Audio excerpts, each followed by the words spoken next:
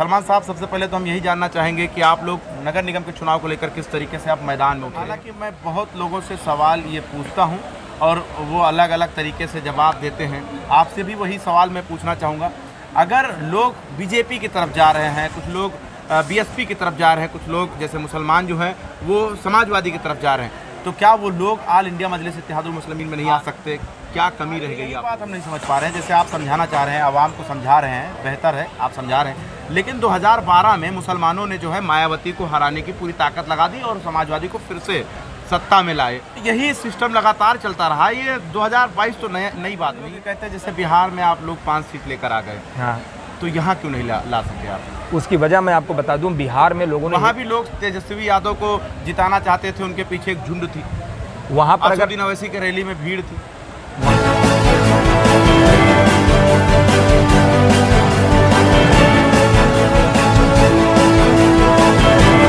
नमस्कार, आदाब, मैं मोहम्मद सैफ और आप देख रहे हैं 24 तक न्यूज़। उत्तर प्रदेश में विधानसभा चुनाव के बाद नगर निगम के चुनाव होने हैं, उससे पहले सभी पार्टी अपनी अपनी ताकत जो है झोंकने लगी। मैं इस वक्त जहां पर बैठा हुआ हूं, हमारे पीछे आप देख सकते हैं, ये आल इंडिया मजलिस इत्तेहादुल मुस्लिमीन का बैनर है। यानी नगर निगम के चुनाव को जीतने के लिए पूरी ताकत झोंकने लगी है, यानी आल इंडिया मजलिस इत्तेहादुल मुस्लिमीन। हालांकि अगर आल इंडिया मजलिस इत्तेहादुल मुस्लिमीन की बात किया जाए तो उत्तर प्रदेश में भले एक सीट न जीती हो, लेकिन आंकड़े जो हैं वो बढ़े हैं। क्योंकि आंकड़े किस तरीके से बढ़ते हैं ये आप बेहतर जानते हैं। यानी वोट परसेंट के जरिए जो है वो जाहिर हो जाता है कि उत्तर प्रदेश ने मोहब्बत से आल इंडिया मजलिस इत्तेहादुल मुस्लिमीन को इकरार किया है। हमारे साथ जो मौजूद हैं मोहम्मद सलमान साहब हैं, प्रदेश सचिव हैं। इनसे हम ज़्यादा बात करेंगे और कोशिश यही करेंगे कि कम वक्त में सबसे ज़्यादा बात करें। सलमान साहब, सबसे पहले तो हम यही जानना चाहेंगे कि आप लोग नगर निगम के चुनाव को लेकर किस तरीके से आप मैदान में उतरेंगे। देखिए, जो अगला चुनाव होना है वो भी सिंबल से ही होना है और वो नगर निकाय का चुनाव होना है। और इससे पहले भी जो नगर निकाय के चुनाव हुए उसमें हमने 36 सीटों पे कामयाबी की। एक मेयर सीट पे हम थोड़े से वोट से रह गए थे, वरना हम मेयर भी हमारा होता, और एक हमारे पास मौजूदा चेयरमैन भी है। तो जाहिर सी बात है, हमारे पास 36 कॉरपोरेटर हैं और कुछ नगर निगम के भी हैं, कुछ नगर पालिका, कुछ नगर पंचायत के हैं। इंशाल्लाह इस बार हमारी पूरी कोशिश है कि उत्तर प्रदेश के मैक्सिमम सीटों पे हम नगर निकाय का चुनाव लड़ेंगे। और मैं आपको पूरी जिम्मेदारी के साथ बताता हूँ, इस बार आप देखिएगा नगर निकाय चुनाव का जो वो सत्ता का चुनाव नहीं होता है, लोकल बॉडी का इलेक्शन होता है और इंशाल्लाह सबसे बेहतरीन रिजल्ट हम देंगे छोटी पार्टियों में। लेकिन बीजेपी, समाजवादी पार्टी, दोनों पार्टियाँ मजबूत से यहाँ पर चुनाव लड़ेंगे, उनसे कैसे टक्कर लड़ेंगे? किस तरीके से उनके सामने लोहा लेंगे आप लोग? देखिए, मजबूत तो कोई ना कोई हमेशा रहता है। कहीं हम मजबूत हैं, कहीं वो मजबूत हैं। अब कहीं किसी शहर में आप देख लीजिए कि मान लिया अगर उत्तर प्रदेश में हम बहुत कमज़ोर हैं अगर, तो समाजवादी पार्टी भी महाराष्ट्र में कहीं जगह कमज़ोर है, हम कहीं जगह मजबूत हैं। या हैदराबाद में ले लीजिए या आप गुजरात में ले लीजिए, तो शहरों में तो मजबूती कमज़ोरी लगी रहती है। हाँ, रही बात सामना कैसे करेंगे, मुकाबला कैसे करेंगे, कैसे आप अपने जीत और अपने वोट्स और अपने सीटें कैसे आप बढ़ाएंगे। मैं आपको बताऊं, देखिए, समाजवादी पार्टी ने आखिरी बार मुसलमानों को धोखा दिया है। और अगर मुसलमान वाकई में अगर थोड़ा बहुत सूझ और बूझ और समझने वाला होगा तो अब वो समाजवादी पार्टी का तो साथ छोड़ देगा। उसकी वजह ये है, मुसलमानों में एक बीमारी है और ये बात राजभर ने भी कही थी। वो बीमारी ये है कि मुसलमानों के अंदर जो बार बार हम लोग के समझाने के बाद भी नहीं समझ में आती है, उसको बीजेपी को हराने की एक बहुत बड़ी बीमारी है। जो मैं बार बार कहता हूँ, तुम्हारे लाख मुत्तहिद होने से बीजेपी नहीं हारने वाली है। क्योंकि जब यादव जी और दूसरी कौमें भाग के बीजेपी में जा रही, कहाँ तक आप बीजेपी को हराओगे? हम उससे बेहतर ये कहते कि बीजेपी को हराने के बजाय खुद को जिताइए, खुद को मजबूत करिए, अपनी लीडरशिप खड़ी करिए, अपना झंडा, अपना डंडा चुनिए, फिर देखिए आपके मतलब की बात होगी, आपके लिए लोग लड़ेंगे। अच्छा, हालांकि मैं बहुत लोगों से सवाल ये पूछता हूँ और वो अलग अलग तरीके से जवाब देते हैं। आपसे भी वही सवाल मैं पूछना चाहूँगा। अगर लोग बीजेपी की तरफ जा रहे हैं, कुछ लोग बीएसपी की तरफ जा रहे हैं, कुछ लोग जैसे मुसलमान जो हैं वो समाजवादी की तरफ जा रहे हैं, तो क्या वो लोग आल इंडिया मजलिस इत्तेहादुल मुस्लिमीन में नहीं आ सकते? क्या कमी रह गई आप लोगों में? देखिए, कमी कुछ नहीं होती, मैं आपको बता दूं उसमें क्या होता है। ये बाइपोलर चुनाव हुआ और बाइपोलर चुनाव हुआ है ये? नहीं, सुनिए मेरे बात, हमेशा कैसे हुआ? इससे पहले बीएसपी के पास 22 सीट थी और समाजवादी के पास 47 सीट थी। कहाँ बाइपोलर चुनाव हुआ? बाइपोलर चुनाव ये होता है सिर्फ 2 पार्टियों का रह जाए। अब 2 पार्टियों में सिर्फ समाजवादी पार्टी और बीजेपी रही। कांग्रेस 0 हो गई लगभग, बहुजन समाज पार्टी 1 सीट रह गई, यानी कि उसका 20 से 22 सीटें थी, 1 सीट पे सिमट के रह गई। आरएलडी ही और अलायंस ना होती तो आरएलडी 0। प्रदेश 2017 में जनता ने किसे हराया? जनता ने, देखिए जनता ने हराया जिताया की बात नहीं, जनता ने तो भाजपा को जिताया, ठीक है, यानी समाजवादी को हराया। बात समाजवादी को हराने की सिर्फ नहीं होती, जैसे आपने ये बात रखी बाइपोलर चुनाव की। बाइपोलर चुनाव में सिर्फ 2 पार्टियों को वोट मिलता है, वो 2017 में ऐसा नहीं हुआ, वो 2022 में ज़रूर हुआ। इससे पहले जो और अदर स्टेट में हुआ वो आपके बंगाल में हुआ। बंगाल में आपने देखा होगा अपोजिशन में इससे पहले कम्युनिस्ट थी, इस बार 0 हो गई। उससे पहले क्या थी, कम्युनिस्ट के बीच में जब रहती थी तो कांग्रेस की लड़ाई रहती थी या ममता की रहती थी, वहाँ पर कांग्रेस पार्टी का 35 साल तक सीएम था, 0 हो गई। कम्युनिस्ट के पास 20 साल तक बुद्धदेव भट्टाचार्य मुख्यमंत्री थे, 0 हो गए। ममता बनर्जी फिर दोबारा हो गया और वहाँ चुनाव किसका हो गया, बीजेपी और ममता हो गया। यही चुनाव आपके उत्तर प्रदेश में हो, अगर ये काम अखिलेश यादव और बीजेपी दोनों ने किया, ऐसा नहीं कि सिर्फ इसमें किया। और जो लोग ये कहते हैं कि वोट जो बसपा कमज़ोर लड़ी तो बीजेपी हार गई, यही बात हम नहीं समझ पा रहे हैं। जैसे आप समझाना चाह रहे हैं, आवाम को समझा रहे हैं, बेहतर है आप समझा रहे हैं, लेकिन 2012 में मुसलमानों ने जो है मायावती को हराने की पूरी ताकत लगा दी और समाजवादी को फिर से सत्ता में लाई।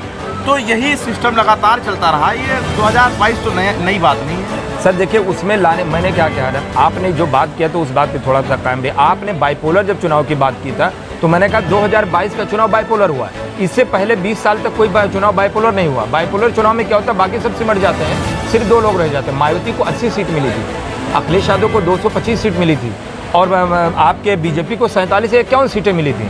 तो वो लोग कहीं 0 नहीं होते, उनकी सीटें घट गई थी।